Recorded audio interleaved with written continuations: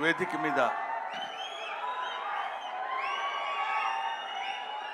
ముందు ఆశీనులై ఉన్న అందరికీ నా హృదయపూర్వకమైన నమస్కారాలు తెలియజేసుకుంటున్నాను. ఈరోజు నేను ఇక్కడ మాట్లాడేటువంటి అవకాశం నాకు కలగటం అందరిలాగే చాలా అదృష్టం కింద భావిస్తున్నానని చెప్పొచ్చు. అందరిలా చెప్పటం కాదు, మనస్ఫూర్తిగా నిజాయితీగా చెప్తున్నాను. I felt very happy to participate in this function, particularly legendary personality like our Kamal Haasan Saab is here.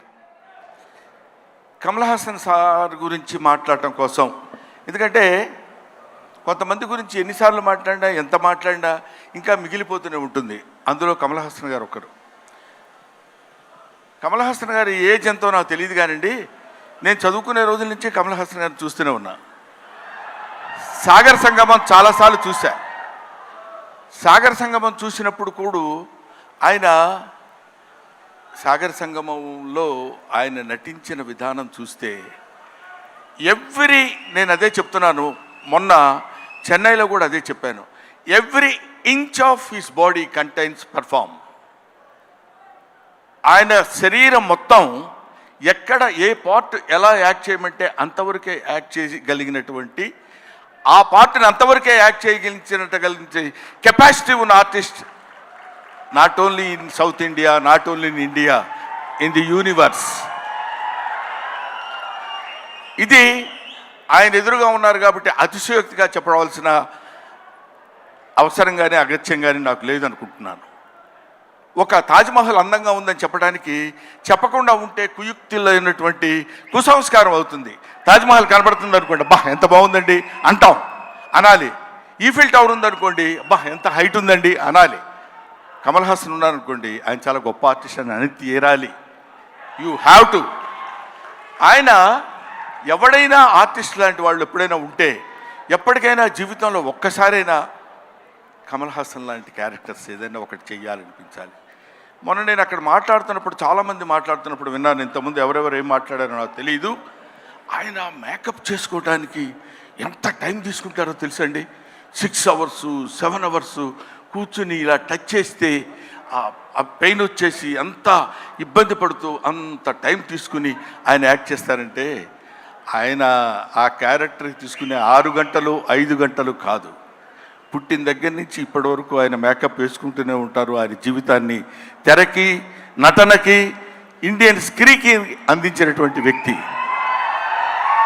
ఎప్పుడు మేకప్పా యాక్టింగా, మేకప్పా యాక్టింగా, మేకప్పా. ఆయన చెయ్యని క్యారెక్టర్స్ ఏమున్నాయండి? చెయ్యని క్యారెక్టర్స్ చాలామందికి ఉండొచ్చు, చేసి మెప్పించని క్యారెక్టర్స్ ఎన్ని ఉన్నాయి ఆయనకి. ఏ క్యారెక్టర్ వేస్తే ఆ క్యారెక్టర్లోకి ఎలా వెళ్ళిపోవాలని చూసినటువంటి వ్యక్తి. ముఖ్యంగా భారతీయుడి సినిమాలో ఆయన నటించిన విధానం గురించి వెరీ లెస్, చాలా తక్కువ చెప్పాలంటే.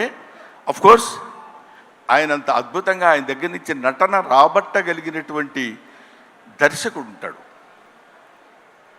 దొంగ శంకర్.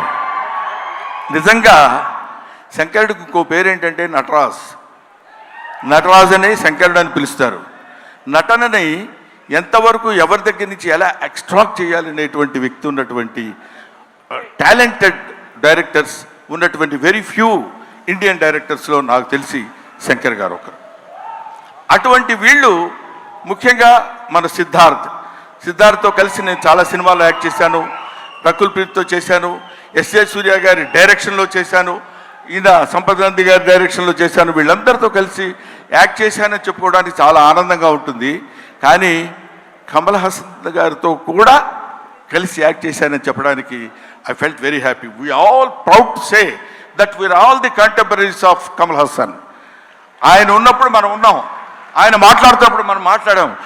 ఆయన సినిమాలో మనం చూసామనుకునే వాళ్ళు కొంతమంది అయితే ఆయన సినిమాలో మనం చేశాం అని ఇప్పుడు కాదు, కొన్ని డికేట్స్ పోయిన తర్వాత చెప్పుకుంటాం. సచీస్ ఆయన ఒక దాన్ని ఏమంటారు, మన ఇళ్లల్లో దాచిపెట్టుకునేటువంటి ఒక అపూర్వమైన వస్తువు లాంటి వాడు కమల్ హాసన్. సో ఆ ముక్క చెప్పడం కోసమే నేను ప్రత్యేకంగా పనిగట్టుకుని ఇక్కడికి రావటం రీజన్ అదే. నేను చిన్నప్పుడు కాలేజీలో చదివేటప్పుడు మిమిక్రీ చేస్తుండేవాడిని. నాగేశ్వరరావు గారు ఎలా మాట్లాడతారు, రామారావు గారు ఎలా మాట్లాడతారు, అందరూ మాట్లాడేవాళ్ళు. అది నేను కమల్ హాసన్ వాయిస్ ట్రై చేసి సక్సెస్ అయ్యా. ఇప్పుడు చేద్దామని అనుకుంటున్నా. ఎదురుగా ఆయన ఉన్నాడు, వాళ్ళ అమ్మాయి దగ్గర చేసి చూపించా, శృతి హాసన్ దగ్గర. అచ్చో అప్పలా మాట్లాడుతున్నారు సార్ అన్నారు. కొంచెం కాన్ఫిడెన్స్ వచ్చింది. ఆ ధైర్యంతో ఇప్పుడు ఈయన ముందు మాట్లాడుతున్నాను. అది ఒక మాట చెప్పేసి I will take leave of you.